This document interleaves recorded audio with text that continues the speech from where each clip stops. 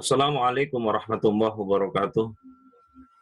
Hadirin, sobat semua yang saya cintai, dimanapun Anda berada, kembali petang ini saya menyapa Anda semua.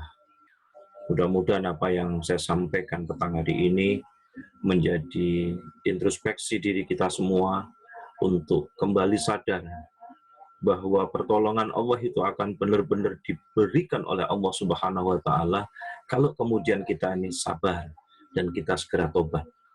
Karena menyembuhkan hati itu dengan sabar dan tobat.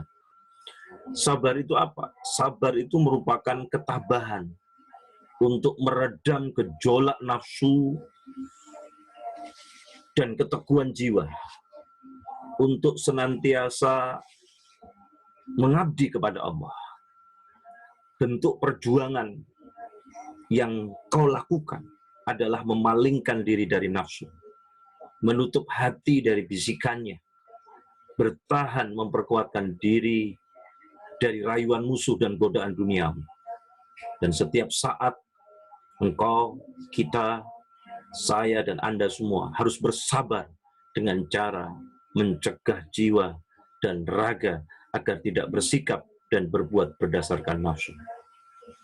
Hadirin, sobat cinta yang berbahagia semuanya, hati ini dapat sibuk dengan satu urusan, dan dia akan menghindari urusan yang lain. Dan hati itu bisa sibuk dengan harta, bisa sibuk dengan kedudukan, bisa sibuk dengan segala hal lainnya yang menggiurkan, sehingga membuat lalai dari Allah dan sibuk dengan syahwatnya. Keadaan inilah yang sangat membahayakan hati. Karenanya maka hati harus selalu sibuk bersama Allah, seraya mencampakkan hawa nafsu dan syahwat. Inilah jalan keselamatan yang akan membebaskan kita, yang akan menyembuhkan hati dari segala penyakit. Dan inilah yang akan membuat kita segera ditolong oleh Allah Subhanahu wa Ta'ala. Sobat tercinta yang semuanya bahagia, ada bentuk-bentuk sabar. Jadi ternyata sabar itu meliputi 4 hal. Yakni pertama, sabar terkait dengan jiwa. Sabar terkait dengan jiwa itu adalah mengendalikan jiwa ini agar terus fokus di dalam perjuangan untuk mencari ridha Allah. Istiqomah meniti jalan ketaatan dan ridho pada setiap ketetapan Allah. Yang kedua adalah sabar terkait dengan hawa nafsu.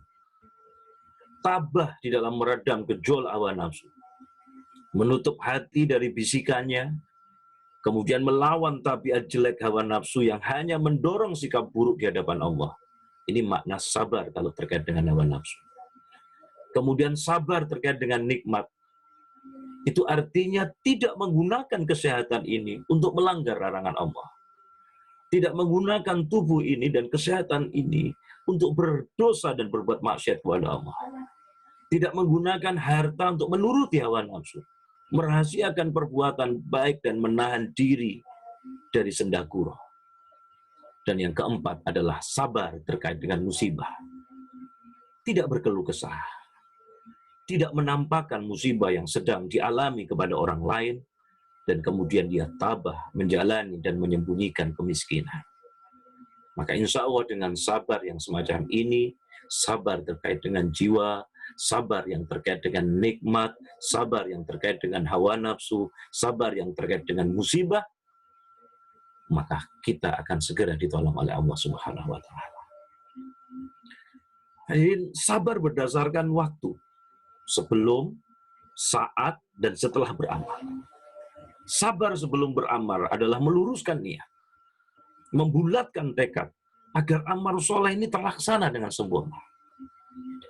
Sabar saat beramal artinya tidak terburu-buru menyelesaikan amal soleh hingga terlaksana dengan sempurna. Sedangkan sabar setelah beramal adalah tidak memberitahukan amal soleh kepada orang lain agar terhindar dari rasa ujub, sum'ah, dan riya. Hadirin, sobat tercinta yang berbahagia, ingatlah kata bijak Bestari, perbuatan baik itu hanya sempurna dengan 3 hal. segera dilaksanakan, dianggap kecil, dan dirahasiakan. Orang yang mampu bersabar, maka niscaya dia dapat mengendalikan jiwanya agar selalu bertakwa kepada Allah Subhanahu wa Ta'ala. Takwa meliputi semua kebaikan.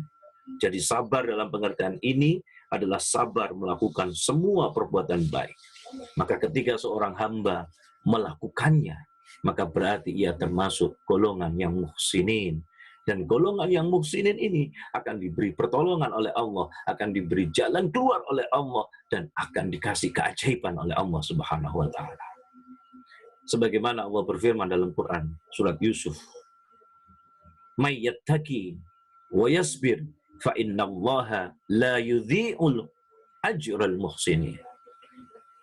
Barang siapa yang bertakwa, may yattaqi wa yasbir, dan bersabar, fa innallaha la yudhi'u ajral muhsinin, maka sesungguhnya Allah tidak menyia-nyiakan pahala orang-orang yang berbuat baik.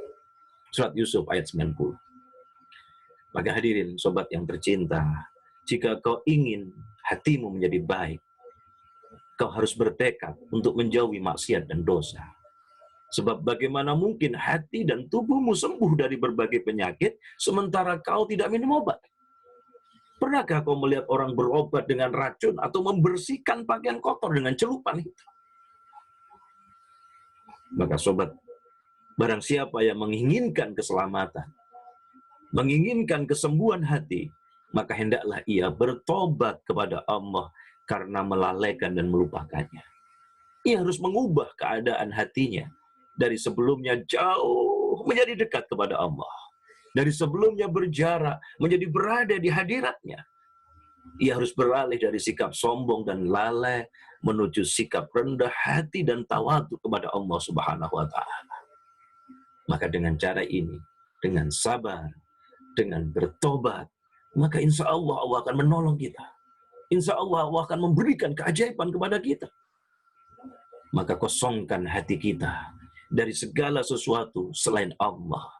Baik itu berupa segala sesuatu yang menggiurkan, syahwat, harta, dan kedudukan.